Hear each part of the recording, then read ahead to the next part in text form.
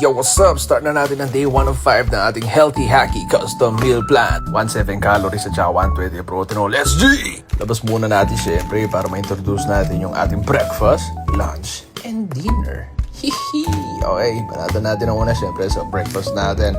Protein pancakes. Pancakes na gawa sa protein na may kasamang pagmamahal. Ay hindi, fruits tsaka syrup. Yan, di ba? Strawberry and banana, sige, lamang lang. Video ko, kakagising mo lang. Kahit di ka pa nag-toothbrush, mukha ka pa rin fresh. Sheesh! Sige, lamon.